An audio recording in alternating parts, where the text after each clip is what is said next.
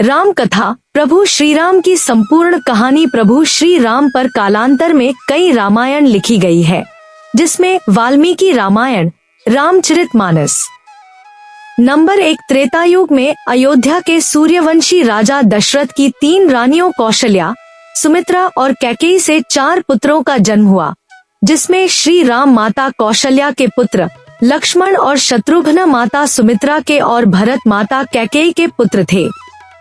Number 2, चारों पुत्रों की शिक्षा पूर्ण होने पर महर्षि विश्वामित्र राजा दशरथ के महल आकर राम और लक्ष्मण को अपने यज्ञ की असुरों से रक्षा करने के लिए जंगल के आश्रम में ले जाते हैं। विश्वामित्र के आश्रम में श्री राम ताड़का का वध करके आश्रम की रक्षा करते हैं।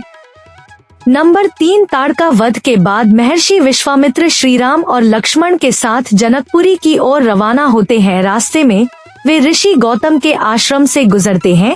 वहां श्री राम अपने पैरों से स्पर्श करके पाषाण में परिवर्तित हो चुकी अहिल्या को शाप मुक्त करते हैं।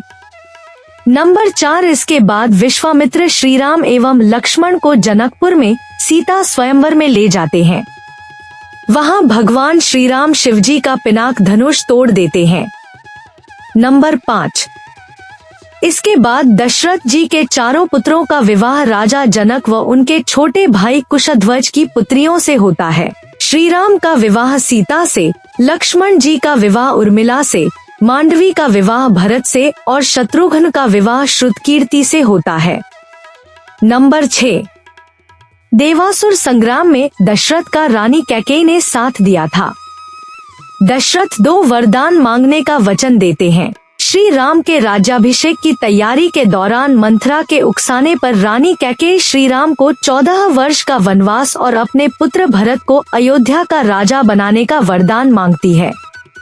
नंबर 7, प्रभु श्री राम अपने पिता दशरथ के वचन को निभाने के लिए अपनी पत्नी सीता और भाई लक्ष्मण के साथ सन्यासियों का वेश धारण करके नियमों के तहत 14 वर्ष के लिए जंगल में चले जाते हैं।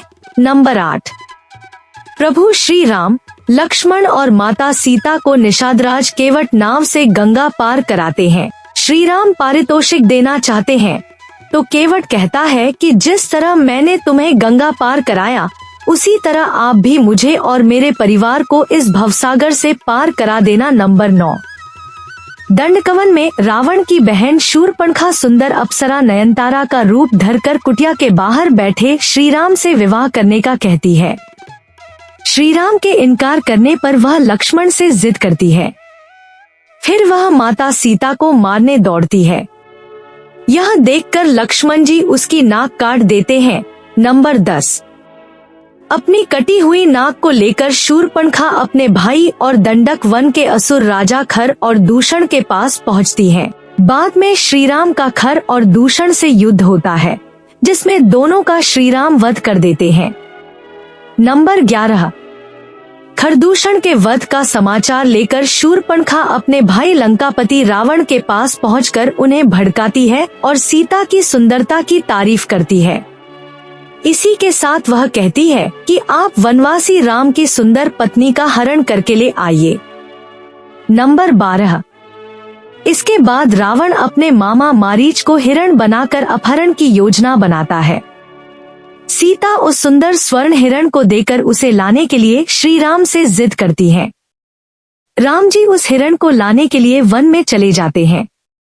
जब हिरण का भेद खुल जाता है तो राम उसका वध कर देते हैं। रामायण की कहानी आपको पसंद आई है तो हमारे चैनल को सब्सक्राइब जरूर करें और दूसरा पार्ट देखने के लिए हमें कमेंट करें।